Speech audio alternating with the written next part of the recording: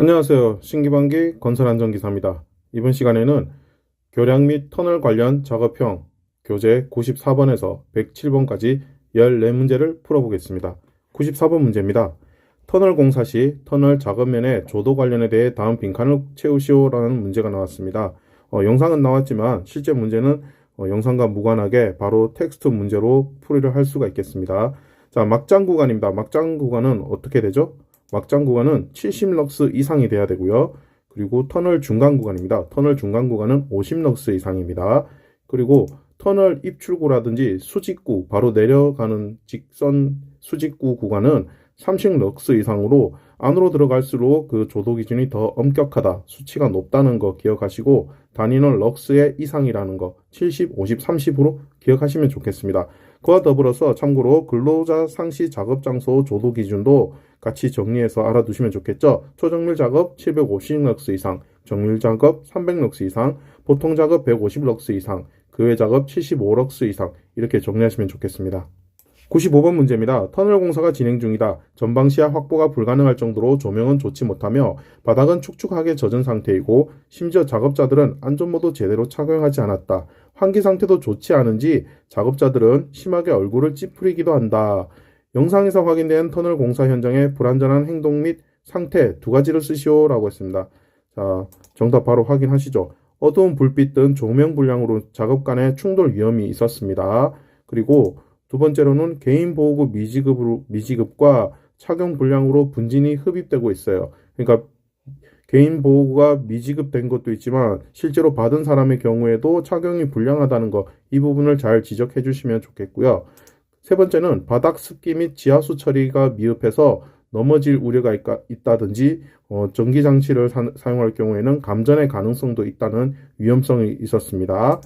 그리고 환기 불량에 의한 작업자 진폐증 발병 가능하다는 것, 이 부분은 특히 터널 등 밀폐 공간에서 항상 주의해서 답안을 찾아내 주셔야 되는 부분입니다. 이렇게 해서 터널 공사 현장의 불안전한 행동과 상태 정리를 해봤습니다. 계속해서 96번 보시죠. 96번은 터널 공사가 진행 중이고요. 자, 터널 굴착 시 발생하는 암석, 토사 등 굴착 잔해물인 버럭 처리 장비 선정 시 고려사항 세 가지를 쓰시오. 두 번째 문제는 버럭 처리 시 차량계 운반 장비 작업 시작 전 점검 중 이상 발견으로 즉시 보수 또는 필요한 조치를 해야 하는 상황 세 가지를 쓰시오라고 했습니다. 여기서 버럭이라는 것은 터널이나 탄광에서 나오는 돌이나 바위 등의 부스러기를 우리는 버럭이라고 합니다. 자, 그래서 첫 번째 버럭 처리 장비 선정 시 고려사항 세 가지는 무엇이냐? 정답 살펴보시면 먼저 굴착 방식에 대한 부분을 고려를 해주셔야 되고요. 그 다음에 굴착 단면의 크기라든지 단위 발파 버럭의 물량 생각해 주셔야 되겠죠. 그리고 세 번째는 터널의 경사도도 중요합니다. 네 번째는 버럭의 상상 및 함수비도 중요하고요. 그리고 다섯 번째는 운반 통로의 노면 상태도 무엇보다 굴착기계 관련해서 장비 선정 시 고려해 주셔야 되겠습니다. 이에 대한 조치사항도 세 가지 살펴보시죠. 자, 첫 번째는 제동장치 및 조절장치 기능의 이상 유무 확인하셔야 되고요. 하역장치 및 유압장치 기능의 이상 유무, 그리고 바퀴라든지 차륜의 상태 이상 유무 확인하셔야 되고요. 경광등이나 경보기, 경음장치 이상의 유무도 반드시 확인해 주셔야 되겠습니다. 이렇게 해서 터널 작업 시 장비 선정 시 고려사항과 조치사항 세 가지 정리했습니다. 이어서 97번 보시죠. 97번은 터널에서 콘크리트 라이닝 작업이 진행 중이다. 콘크리트 라이닝 목적 세 가지를 쓰시오라고 했습니다. 자, 여기서 콘크리트 라이닝이라는 것은 터널 공사 시 가장 안쪽에서 시공되는 콘크리트 구조물을 우리는 콘크리트 라이닝이라고 합니다. 제일 안쪽에 있는 구조물입니다. 자, 이런 콘크리트 라이닝의 목적 세 가지는 자, 첫 번째는 굴착면의 안정을 유지하기 위한 것이고요. 다음 두 번째는 굴착면의 풍화 방지입니다. 세 번째는 굴착면의 조도 계수를 향상하기 위한 것이고, 네 번째는 토압이라든지 수압 등의 외력에 의한 저항을 유지하기 위한 부분이고, 다섯 번째는 내구성 향상, 여섯 번째는 누수 방지가 되겠습니다. 이렇게 해서 총 6가지 중에 여러분들이 기억하시기 쉬운 거 3가지 정리하시면 좋겠고요. 아무래도 특정 조건은 제외를 하라는 답이 나올 수도 있기 때문에 반드시 6가지도 함께 정리하시면 좋겠습니다. 문제 98번 보시죠. 문제 98번은 터널 공사 진입로 입구에 자동 경보장치 박스를 화면에서 강조하고 이어서 터널 내부를 보여준다라고 했습니다. 이렇게 자동 경보 장치가 있습니다. 그래서 이 자동 경보 장치를 관련 문제가 나올 것 같은데요. 자, 문제에서는 터널 공사 중 자동 경보 장치 작업 시작 전 점검 및 보수사항 세 가지를 쓰시오라고 했습니다. 이 문제는 산업안전보건 기준에 관한 규칙 제350조 인화성가스의 농도 측정 부분에 잘 나타나 있고요. 자, 법령 내용 보시면 자동 경보 장치에 대하여 당일 작업 시작 전 다음 각 호의 사항을 점검하고 이상을 발견하면 즉시 보수해야 한다라고서 세 가지가 있습니다. 자, 확대해서 답안 확인해 보시죠. 첫 번째는 계기의 이상 유무고요. 두 번째는 검지부의 이상 유무, 세 번째는 경보 장치의 작동 상태 이상 유무입니다. 그래서 자동 경보 장치에 관련해서는 우리가 이 세 가지 점검 사항을 주지해서 반드시 작업 시작 전에 충분한 점검을 하시고 이상이 있을 경우에는 즉시 교체라든지 수리를 해서 작업 시작 전에 반드시 자동 경보 장치가 정상 작동이 되게끔 준비를 하셔야 되겠습니다. 이어서 99번 보시죠. 99번은 터널 안으로 차량이 이동하고 터널 외벽에 콘크리트를 압력 공기를 이용해 타설하는 등 터널 공사가 진행되고 있다. 영상에서 확인된 공정의 명칭과 그 공법의 종류 2가지, 그리고 작업계획서 포함사항 3가지를 쓰시오라고 했습니다. 영상에서는 뭔가 분사를 하는 모습이 나타나 있습니다. 그죠? 그런 내용들이 나타나 있고요. 이렇게 분사하는 모습의 작업 공정 명칭, 첫 번째는 무엇이냐? 명칭은 숏크리트 타설 공법이라고 합니다. 이 숏크리트 타설 공법은 숏크리트는 콘크리트가 호스를 통해서 이동하면서 표면 위에 고속의 공기압에 의해서 타설되는 것을 말합니다. 즉 뿌려준다는 뜻이죠. 자, 그래서 이러한 공법의 종류, 숏크리트 타설 공법의 종류는 습식 공법과 건식 공법이 있습니다. 먼저 건식 공법 같은 경우에는 말 그대로 시멘트와 모래가 섞인 마른 골재가 강한 공기압에 의해 호스를 통해서 이송되고 호스 끝에서 분사되는 공법이 되겠고요. 반대로 습식 공법 같은 경우에는 시멘트와 골재, 물이 미리 혼합되어서 호스를 통하여 이송되고 호스 끝에서 역시 압축 공기를 통해 고속으로 분사시켜주는 공법이라 할 수 있습니다. 이렇게 해서 습식 공법과 건식 공법이 있다는 거 확인하셨고요. 자, 그래서 작업계에서 포함 사항에는 바로 앞손거리, 쏘아줄 수 있는 앞손거리가 필요하고요. 그 다음에 분진 방지 대책 필요합니다. 그리고 이 분사를 했을 때 다시 분사물이 튕겨져 나오는 그런 내용들에 대한 방지 대책이 있는지, 그래서 리바운드 방지 대책이 있어야 되고요. 이어서 작업안전 수칙도 있어야 됩니다. 그리고 사용 목적 및 투입 장비 기록이 있어야 되고, 습식, 건식 방법 중 어떤 것을 선택했는지에 대한 기록도 포함되어야 됩니다. 그리고 노즐 분사 출력 기준과 무엇보다 재료 혼입 기준이 필요합니다. 이렇게 해서 콘크리트 터널 공사 관련해서 숏크리트 타설 공법에 대한 종류, 작업 계획서 같이 정리해 봤습니다. 드디어 100번째 문제까지 도착했네요. 100번째 문제는 터널 현장으로 차량 입출입이 활발하며 작업자 A는 터널 외벽에 압축 공기를 이용하여 콘크리트를 분무하며 타설 작업을 하고 있습니다. 자, 이런 작업의 명칭, 앞에서 봤던 그런 화면과 동일한 내용이고요.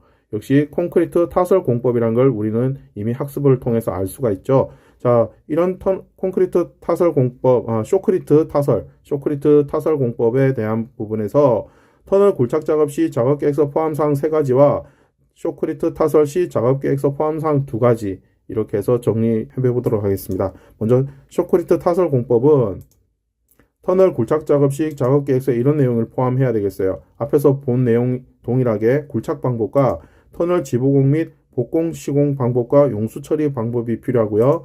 환기 또는 조명 시설을 설치할 때는 그 방법이 역시 작업 계획서에 포함되어야 됩니다.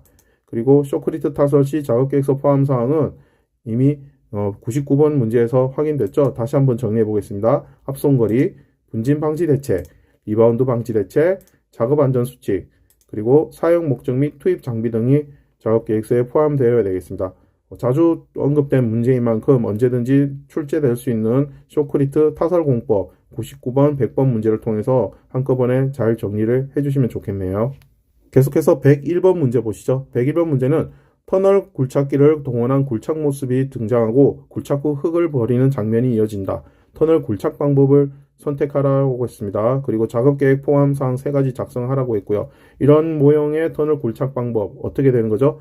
바로 정답은 TBM 공법입니다. TBM 공법, Tunnel Boring Machine Methods, TBM 공법이고요. 이 TBM 공법은 터널 굴착기를 동원해 안반을 압수하거나 절삭해 굴착하는 기계식 굴착 공법으로 기존 화약 발파 공법과는 달리 굴착 단면이 원형인 굴착기, 여기 사진에서 보시는 바와 같이 원형이죠. 원형인 굴착기를 사용하여 굴착함으로써 소음과 진동으로 인한 환경 피해를 최소화하고 주변 안반을 지지대로 활용해 역학적으로 안정된 원형 구조를 형성하여 낙반이 적고 비교적 안정성이 높은 것이 그 특징이라고 할 수 있습니다. 이렇게 해서 TBM 공법 정의와 특징 확인하셨고요. 다음 두 번째 문제는 이러한 TBM 공법에 관련된 작업계획 포함사항 세 가지 작성하라고 했습니다. 첫 번째는 굴착의 방법과 두 번째는 터널 지보공 및 복공 시공 방법과 용수 처리의 방법이 필요하고요. 그리고 끝으로 세 번째는 환기 또는 조명 시설을 설치할 때에는 그 방법을 작업계획서에 포함해야 되겠습니다. 자, 이렇게 해서 TBM 공법 관련해서도 한번 정리를 해봤습니다.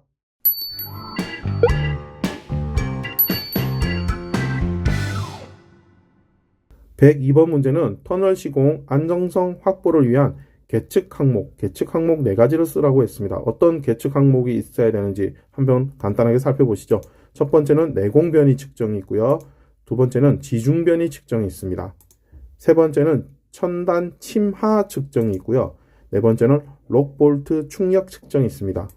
여기서 축력이라는 것은 축방향력이라고도 하며 부재의 축방향으로 작용하는 인장력 또는 압축력을 말합니다. 자, 터널 시공 안정성 확보를 위한 계측 항목 뭐가 있다고요? 첫 번째 내공 변이, 두 번째 지중 변이, 세 번째 천단 침하, 네 번째는 록볼트 축력, 이렇게 해서 총 4가지 간단하게 정리해봤습니다. 계속해서 103번입니다. 103번 문제는 터널에서 록볼트 설치 작업이 진행되고 있다. 록볼트 설치를 이렇게 하고 있고요. 이런 록볼트 역할 3가지를 기재하라고 했습니다. 자, 살펴보시죠. 먼저 첫 번째는 지반 봉합, 즉 지반을 메워주는 역할을 하고요. 보호 형성을 합니다. 그래서 보호 형성 역할을 해주고, 세 번째는 내압을 부여합니다. 내부에 압력을 부여한다는 뜻이고요. 네 번째는 안반을 개량합니다. 이 안반 개량이라는 것은 안반 전반의 저항력을 증대하고 잔류 강대를 강화해 안반 전체의 물성을 개선해주는 그런 기능을 하고요. 그리고 다섯 번째는 마찰 부분입니다. 록볼트는 마찰력의 발생을 통해서 지층의 운동을 억제한다. 그래서 마찰이 유지가 됩니다. 그리고 여섯 번째는 아치 형성을 하는데, 이러한 아치 형성을 만들어서 좀 더 안전하게 지반을 유지하게끔 터널에서 안전성을 부여하는 게 바로 록볼트의 역할입니다. 자, 우리는 여기서 간단하게 3가지만 정리하시면 되겠고요. 여러분들은 전체 내용 한번 그래도 숙지를 해주시고 대표적인 거 3가지 깔끔하게 정리하시면 학습에 도움이 되겠습니다. 계속해서 문제 104번 보시죠. 교량 건설 현장입니다. 다리를 놓고 있는 교량 건설 현장이고요. 높이가 5m 이상이거나 교량 최대 지간 길이가 30m 이상인 교량의 설치, 해체 또는 변경 작업 시 작업계획서 내용 3가지를 쓰시오라고 했습니다. 자, 해당 내용은 산업안전보건 기준을 관한 규칙 별표 4, 사전조사 및 작업계획서 내용 중 교량 작업 부분에 잘 나타나 있습니다. 암기법이 있죠. 이것은 암기법 작작사부공작이라는 암기법을 우리는 정리를 해보겠습니다. 먼저 작입니다. 작은 작업 방법 및 순서가 되겠고요. 두 번째 작은 작업 지휘자 배치 계획이 되겠습니다. 세 번째 사는 사용하는 기계 등의 종류 및 성능, 작업 방법이 되고요. 네 번째는 부재의 낙하, 전도 또는 붕괴를 방지하기 위한 방법이 있습니다. 다섯 번째는 공사에 사용되는 가설, 철 구조물 등의 설치, 사용, 해체 시 안정성 검토 방법이 필요하고요.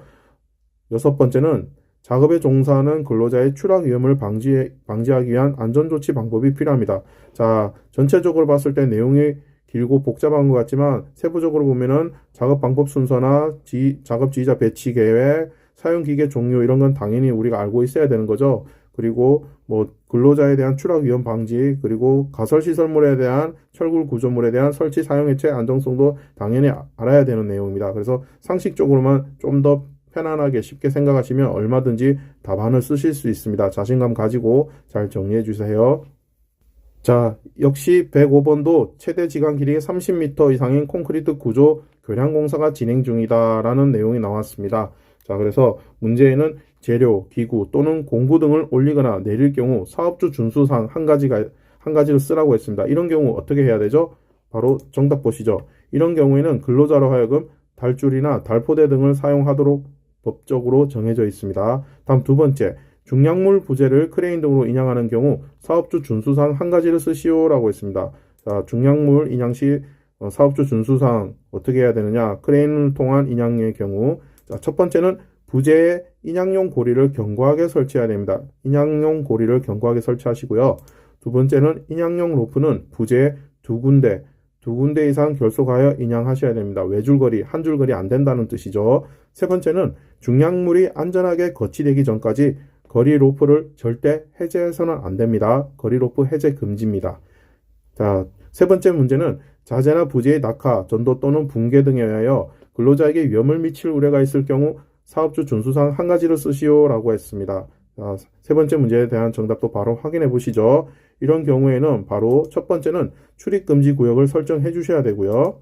다음으로 자재 또는 가설시설의 좌굴이라든지 변형 방지를 위한 보강제를 반드시 부착해 주셔야 되겠습니다. 이런 교량공사에 관련된 특성과 그 교량공사에서 나타나는 여러 가지 각 상황에 맞는 사업자의 준수사항도 함께 정리해본 105번 문제였습니다. 이어서 106번 문제입니다. 대교 건설 현장이 보이고요. 다음 물음에 답하시오라고 있습니다. 자, 이러한 영상에서 나온 교량의 형식, 이 형식이 무엇이냐? 첫 번째 정답은 이렇게 나오는 옆으로 시어자 모양으로 크게 줄이 쳐져 있는 중간 지지대에서 양쪽 끝에 줄이 쳐져 있는 그러한 구조물로 되어 있는 교량의 형식은 우리는 사장교라고 합니다. 사장교라고 하고요. 자, 밑에 보시는 이 그림은 대부분의 다리에서 나오는데 이것은 바로 현수교라고 합니다. 현수교. 조금 이따 다시 설명드릴게요. 자, 두 번째 문제. 교량 공정이 다음과 같을 때 시공 순서를 번호대로 나열하라 라고 했습니다. 케이블 설치나 주탑 시공, 상판 아스팔트 타설, 우물통 기초공사가 있는데 이것에 대한 사장교 건설공사 정확한 순서 이렇습니다. 첫 번째는 우물통 기초공사가 되고요. 다음에 주탑을 시공을 하고요. 그리고 케이블을 설치하고 상판 아스팔트를 타설합니다.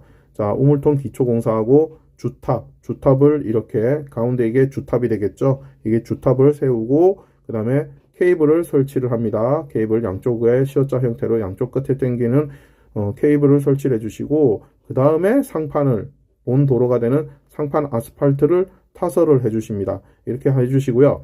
자, 여기서 현수교와 사장교 간단하게 비교해 보겠습니다. 아래쪽 그림에서 보는 브릿지 형태로 이렇게 연결되어 있는 것은 현수교인데요. 이 현수교는 주탑 사이로 있는 주요 케이블을 이렇게 설치를 하고요.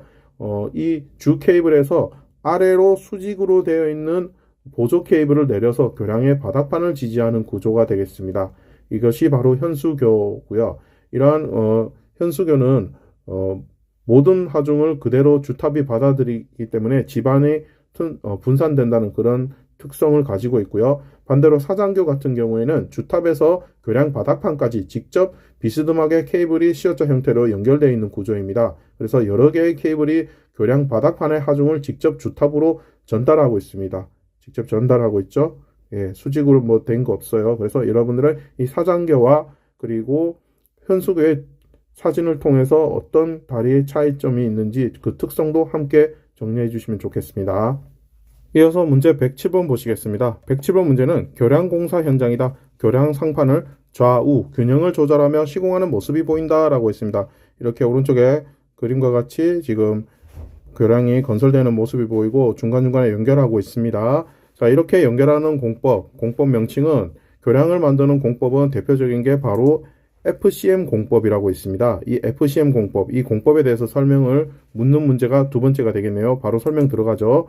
이 교량 같은 경우 FCM 공법은 교량 하부에 동바리를 사용하지 않고 특수한 가설 장비를 이용하여 각 교각으로부터 좌우의 평형을 맞추면서 세그먼트를 순차적으로 접합하는 방식입니다. 한마디로 쭉 연결하는 것이 아니라 중간중간에 부분별로 해서 제작을 해서 연결하는 것이 바로 FCM 공법이라고 할 수 있습니다. 그래서 주로 고속도로의 교량들이 바로 이 방식에 의해서 건설되는 경우가 많고요. 이 FCM 공법에 대해서 추가 설명을 드리자면 FCM 공법은 교량의 상부 구조를 세그먼트 단위로 제작한 뒤 양쪽 교각에서 이렇게 연결하는 대칭 시공학이라고 해서 중간에서 연결하는 방식이 되겠고요. 그래서 이러한 FCM 공법은 대형 크레인을 사용할 필요가 없기 때문에 경제성이 뛰어나고 협곡이라든지 하천, 교통이 복잡한 도심 지역 등 접근성이 낮은 장소에서도 적합하기 때문에 적용성이 상당히 뛰어납니다. 그리고 무엇보다 대칭 구조로 인해서 구조물에 대한 안정성이 유지되기 때문에 주로 복잡한 도로라든지 고속도로 등 주요 도로의 교량으로 사용한다는 것이 바로 FCM 공법이라는 거, 그 공법의 특성을 이렇게 잘 기억하시면 되겠습니다. 이렇게 해서 107번 문제까지 총 마무리를 했고요. 지금까지 신기반기 건설안전기사와 함께 교량, 터널 관련 작업형 14문제를 모두 함께 하셨습니다. 고맙습니다.